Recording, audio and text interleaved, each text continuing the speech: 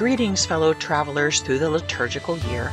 This is Lisa Davis with another Feast Day Quick Take on a day that recognizes two saints that are special family patrons for us, both heroes of the Church, both from the 6th century, one a queen who saved pretty much all of Europe, one a prince turned priest, turned hermit, turned abbot, who built a dynasty of holy Irish monks that went on to, in effect, convert most of the Western world. First, Saint Clotilda. This one's for our granddaughter Chloe. It was nothing short of a miracle that Saint Clotilda wasn't murdered as a child, much less that she was actually raised Catholic. Born in the 6th century amidst the violence of a world still in the throes of transition after the end of the Roman era, with a young church no less chaotic, battling against Arianism, Clotilda had the misfortune to be born into a royal family poisoned by this heresy. Her uncle, Gondebald, the king of Burgundy, in order to usurp their lands, killed Clotilda's parents and all but one of her uncles. By the will of God, however, Clotilda and her sisters' lives were spared, and though they were brought up in Gondebald's Arian household, by some miracle of divine providence, they were instructed in the Catholic faith. Clotilda's sister Crona somehow managed to escape to the convent, but Clotilda, admired for her, quote from Butler's, wit, beauty, meekness, and piety, became a sought-after bride amongst several kingdoms' bachelor princes who recognized an attractive diplomatic tie when they saw one. In the end, it was a pagan, Clovis I, the powerful king of the Franks, who won her hand, but only after agreeing to all of Clotilda's provisions, including the one most important to her, the guarantee that she could freely practice her Catholic faith. And so they were married, with great pomp and ceremony, in 493. And Clovis, by all accounts, kept his promise, and seems to have been a good husband, as warrior king husbands went in the 6th century. But Clotilda wanted more for herself, her husband, her marriage, and her kingdom than an affable marriage free of persecution. She wanted a truly Catholic husband, and she wanted the Arian kingdom of France converted to the true faith. And this is how she attained that goal. Quoted from Butler's 1949 edition. Clotilda made herself a little oratory in the royal palace, in which she spent much time in fervent prayer and secret mortifications. Her devotion was tempered with discretion, so that she attended all her business at court, was watchful over her maids, and did everything with a dignity, order, and piety which edified and charmed the king and his whole court. Her charity to the poor seemed a sea which could never be drained. She honored her royal husband, studied to sweeten his warlike temper by Christian meekness, conformed herself to his humor in things that were indifferent, and the better to gain his affection, made those things the subject of her discourse and praises, in which she saw him take the greatest delight. When she saw herself mistress of his heart, she did not defer the great work of endeavoring to win him to God, and often spoke to him on the vanity of his idols and on the excellency of the true religion. Butler's continues, the king also heard her with pleasure, but the moment of his conversion was not yet come. It was first to cost her many tears, severe trials, and earnest perseverance. After the baptism of their second son Clodomir, and the infant's recovery from a dangerous indisposition, she pressed the king more boldly to renounce his idols. End quote. At this time the king was on his way to a conversion, but he was not there yet. With patient perseverance and trust, Saint Clotilda stepped up the prayers and quiet penances, and any gentle instruction her husband was willing to hear, setting the scene, you might say, until God stepped in with a kind of persuasion that a warrior king understands. In those days, a king always had some battle to plan, fight, or reminisce about, and no less Clovis, whose spiritual struggle would coincide with an earthly one. Engaged in a make-or-break confrontation with a neighboring tribe called the Alemanni, the Franks found themselves in a desperate situation. All eyes turned to Clovis, their valiant king, their unbeaten general, master of the endgame, in trusting expectation. "What now?" asked 3,000 silent faces. "How will you save the day?"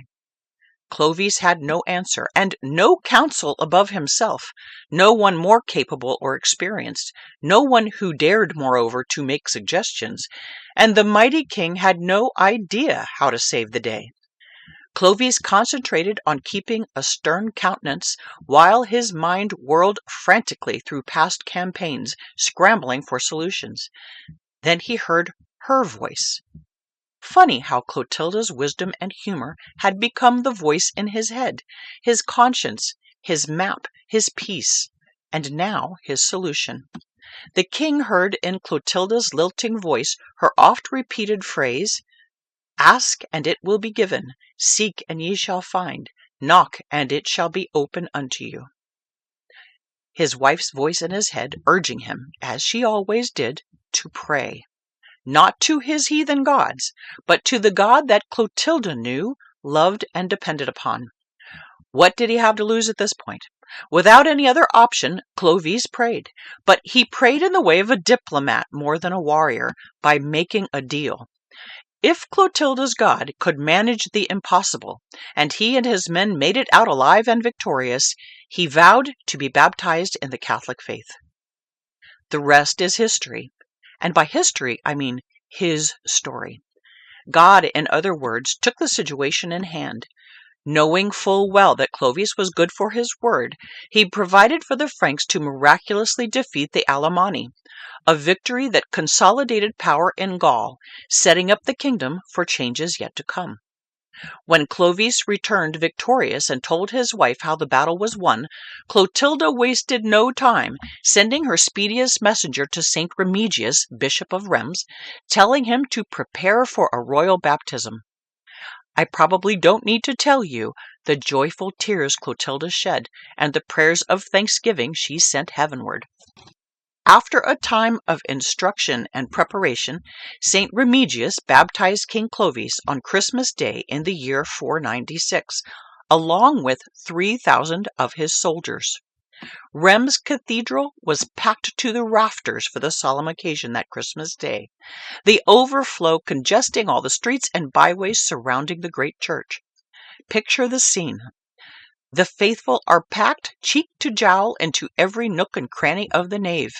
As the story goes, the cathedral is so crowded that the cleric appointed to deliver the sacred chrism for the baptismal anointing is unable to squeeze through the crowd to reach the bishop standing at the front, next to the king and queen, grave and patient, resplendent in their royal robes.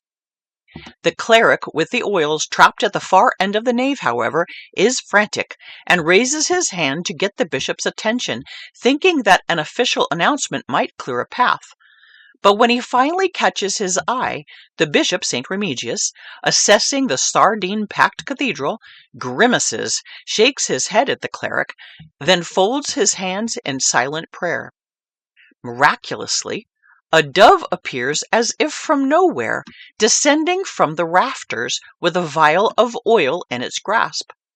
St. Remigius then anoints Clovis with the miraculous chrism, and this holy oil is used to anoint the kings of France for the next 1,300 years. True story. The holy ampulla was used in the coronation of French kings for a millennium. Maybe a subject for a Did You Know feature sometime this summer. This is not the final scene in the story of St. Clotilda, though. She went on to live a long life, surviving the death of Clovis by 34 years, remaining a positive Catholic influence in France through many years of conflict and strife amongst their 4 sons, caused by the greed for land and power. The failings of her evil uncle relived. But her life of prayer, penance, and pious resignation surely benefited France, the eldest daughter of the Church, for generations. God blessed King Clovis as the first Catholic king of the West. The conversion of the Franks consequently upended the foothold of Arianism in the West, ensuring the triumph of the Catholic Church in Europe, and ushering in the era of Christendom, all due to the heroic faith of Saint Clotilda, who finally found peace in a holy death in 545 AD. As is true with many saints, we don't have a date of canonization for Saint Clotilda. Having gone to her heavenly reward in the 6th century, her cause long predated the Congregation for the Causes of the Saints. Before the 12th century, saints were recognized by popular acclaim. It wasn't until Pope Alexander III was faced with some controversies in 1170 that all candidates for sainthood were required to be approved. Subsequently, the strict canonization process was developed, until it was destroyed by Vatican II in the 1960s, which is another story for another day. The other saint commonly found on the June 3rd square on our Catholic calendars, and another family patron saint, is Saint Kevin of Glendalough. And this one's for you, Kevy, as well as our friend Kevin Strain and all other Kevins. According to the ancient account, the Acta Sanctorum Hibernia, preserved in the Franciscan records in Dublin, Kevin, the son of noble parents, Cumlog and Cumel of Leinster, was born circa 498 AD at the Fort of the White Fountain and baptized by St. Cronan of Roscrea. The Gaelic pronunciation of St. Kevin's name, Cummion, means fair begotten or of noble birth. Many details of his life have been obscured by the mists of time, as they say, but this is what we do know. St. Kevin was the founder and first abbot of Glendalough Monastery in County Wicklow, Ireland, which is about 40 miles south of Dublin. He was baptized by St. Cronan, and the Venerable Catholic Encyclopedia records that St. Petroc of Cornwall, who had been studying in Ireland during Kevin's youth, became his teacher and mentor, inspiring him to aspire to religious life. He studied for the priesthood in Kilnamanagh, which is located today in a suburb of Dublin, and incidentally translates to Church of the Monks. At some point, and it's unclear whether this was before or after his seminary studies were complete, young Kevin left home and family to pursue the life of a hermit in a tiny hermitage that he carved out of a hillside in the Glen of Two Lakes, or Glendalough. Overlooking the two lakes of the glen from about 30 feet above the water, young Kevin foresaw, or hoped to see, a life of solitude and contemplation of holy things, undisturbed by the drama and distraction of mankind.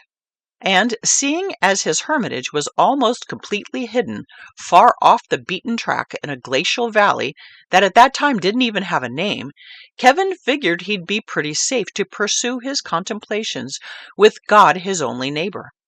God and mice and squirrels and rabbits and deer and foxes and all other 4 and 6 and 8-footed variety of creatures of the woodland, along with many, many birds that made a racket, not always tuneful, but always joyful, and friends of Kevin's, innocent of malice, reminders of God's generosity and his creativity. As time passed, Kevin became embedded in the world of the glen. Similar to the sensibilities of St. Francis of Assisi, he found peace and joy in nature. He preached to the fish in the lakes and offered mass before the rabbits and the squirrels, it said. He gleaned lessons in hard work and a handy little pond from the beavers, and honey from the beehives in a thicket near the lower lake. It's said that many of the miracles surrounding St. Kevin were in connection to the animals. They helped him, and he in return helped them. Which leads us to the well-known and beloved legend of today's saint. Kevin's first rough hermitage was little more than a crevice he dug into the hill. The dappled green tree tops of a grove of sessile oaks waved like a moving carpet on the shoulder of the hill to the side of his little grotto, a rock shelter barely big enough to stretch out in. The ceiling, if you could call it that, was too low for him to sit upright. Still, when he awakened this particular day in the first gray light of dawn, Kevin turned as he always did to look out the mouth of his little cave to greet the day with prayer, as he watched the rising sun illuminate the familiar characters of the natural world that kept him company. Circling the lakes, holly, rowan, ash, and hazel trees swayed in the breeze that lapped at the water below. A speckled rabbit nibbled on a patch of wild lettuce a few feet away on the hillside where he prayed his daily breviary. And surrounding all, the morning songs of the birds. So many birds chirped and warbled and whistled, hidden in the branches of the trees, that the sound was almost palpable, a wild creature itself. The sky above the green crest of trees on the opposite hill soared to gold and blue heights with the rising sun, pure and clear and grace-filled as the flowing mantle of the Blessed Virgin, deep and limitless as the omnipotent God. Kevin stretched his arms out of the mouth of the cave, opening his palms to the heavens, and closed his eyes, absorbed in the thought, the eyes of his soul feasting on a celestial view. He wasn't sure how long he'd lain there, hands turned toward heaven, but after a time Kevin was roused from his meditations by a puff of warm breeze ruffling his hair, then the sound of the birds, loud and enthusiastic in their springtime joy as always, but oddly close by, practically in his ear. At the same instant he realized this, he noticed that one of his outstretched hands resting on the rocky ledge was no longer empty. Something warm and soft filled the palm of his left hand. He opened his eyes and, turning his head, gazed straight into the shiny, bead-like black eyes of a crow, a glossy, raven-hued jackdaw, which is a type of small crow. Tilting her head meaningfully, the bird opened her beak in a small burp of a chirpy caw, casually laid an egg right in Kevin's hand, then snuggled down cozily as if she were planning to stay. What a wonder, right? What would you do if this happened to you? I'm not sure what I would do, but here's what all the Irish hagiographers tell us that St. Kevin did. The story goes on that in awe of the beauty of God's creation, and out of respect for the maternal instinct of the mama crows choosing Kevin's nice warm hand for a nest, our saint lay with his arms stretched out on that ledge until the egg hatched and the baby bird was able to fly away. It had to have been God's will that a bird should do such a thing, so Kevin honored the challenge, the penance, for indeed it had to have been one, of seeing the thing through. How, you may ask, did St. Kevin, who was a lone hermit, survive doing this? I looked it up. It takes 16 to 18 days for a crow egg to hatch. That is a long fast. We're not told the details of how he accomplished it, but seeing as Kevin is a saint, one of many great saints of the Emerald Isle, we can guess that he managed the feat with a prayerful mixture of love, sacrifice, determination, humor, and almost definitely some practical measures that would make perfect sense if we knew what they were. Isn't this the basic recipe for sanctity that we see in all the lives of the saints? And just a side note, I wonder if he weren't able to get up and walk around carrying the egg and the mama bird with him. What do you think? Let us know in the comments. Anyway, I digress. Kevin carried on with the life of a hermit in Glendalough for 7 years, living a life of penance and prayer, eking out a bare but joyful existence from the land. It's said he dressed in animal skins, went barefoot, and spent his time in prayer and penance, perfectly content that this was God's will for him, until, as so often happens in the lives of the saints, word of St. Kevin's holy life somehow found its way out to the public. No accidents in the universe, right? And the next thing Kevin knew, a camp of young men had appeared at the bottom of the hill near his lake. Good young men, pious young men, all begging for direction in the spiritual life. Kevin couldn't escape God's hand in this turn of events, and armed with the wisdom of his years of contemplation and the power of God's holy will, the settlement of young men turned out some of Ireland's first monks, building what would become a world-renowned seminary of saints and scholars. And then what about St. Kevin? We know that he was at some point ordained to the priesthood by Bishop Lugudus, though I can't find the date of his ordination. Records exist that tell of St. Kevin's visit in 544 to the hill of Ishnach in County Westmeath to visit the holy abbots Columba, Cumgall, and Connick. We know he also visited the monastery of Clonmacnoise in County Offaly, just missing St. Kieran, who had died 3 days before his arrival. By this history, we see that over his lifetime, he developed and benefited by a network of monasteries and fellow saintly abbots, with which he kept contact and traded support. We know that at some point he made a pilgrimage on foot to Rome to implore the Pope to make Glendalough a place of pilgrimage, which was in fact allowed, making Glendalough one of the 4 principal pilgrimage places of Ireland. 7 visits to Glendalough equals 1 pilgrimage to Rome. And so the decades rolled on for our Irish monks, powered by work and prayer until, having firmly established his community, St. Kevin pursued once more, as so many holy abbots did, his original desire to live as a hermit.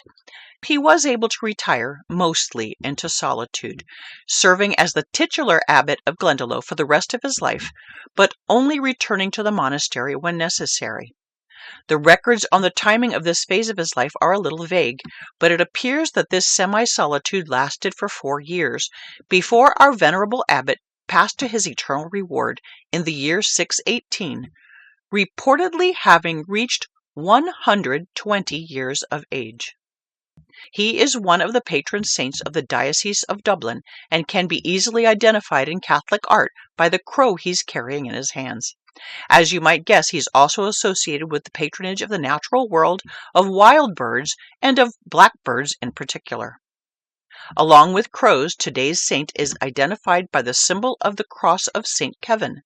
This ancient Celtic cross, found at Glendalough and ubiquitous in the symbolism of Ireland in general, was carved from a single piece of stone with a distinctive circle symbolizing eternity. A hallmark of the ruins of the ancient monastery, the cross still stands and can be seen today on the edge of the ancient cemetery in Glendalough. A local legend surrounding St. Kevin's cross claims that anyone who can wrap their arms around the width of the cross and close the circle by touching fingertips will, quote, have their wishes granted. Now, this is a secular superstition, of course, a corruption, but one with roots in Catholic teaching, rising no doubt from truths taught by St. Kevin, that prayers are often answered for those who have embraced the cross. Another connection to the traditional symbolism of Ireland is St. Kevin's harp. Interestingly, it's an old belief that when Kevin wrote the rule for his monastery, he set it to music, which he played on a harp. No ancient harp belonging to the monastery exists, except in legend. But you can still go to Ireland and see Glendalough and what remains of the monastery and the original 7 churches reputed to have been built in the valley. The original tiny hermitage of St. Kevin, called St. Kevin's Bed or St. Kevin's Grotto, is visible from across the upper lake. Also still surviving from among the ruined ancient buildings is the so-called St. Kevin's Kitchen, a distinctive landmark but not original to the time of St. Kevin himself. The chapel originated around 500 years later, sometime around the turn of the first millennium, as part of the still thriving monastery founded by St. Kevin. Many churches rose and eventually crumbled within the monastery grounds at Glendalough over 1,500 years, but this humble chapel alone survived, almost intact. A tiny building with stone walls and roof, it originated as a chapel with no more than a simple nave, plus the unusual feature of a round 4-story bell tower, one of only 2 surviving in Ireland. It was this round bell tower, which resembles a chimney more than a bell tower, that gave rise to the nickname St. Kevin's Kitchen. St. Kevin's long-standing cultus was confirmed by Pope Leo XIII in 1902, and he was officially canonized by Pope Pius X in 1908. St. Kevin and St. Clotilda, pray for us. Blessed be God in his angels and in his saints. Happy blessed name day, Kevin and Chloe.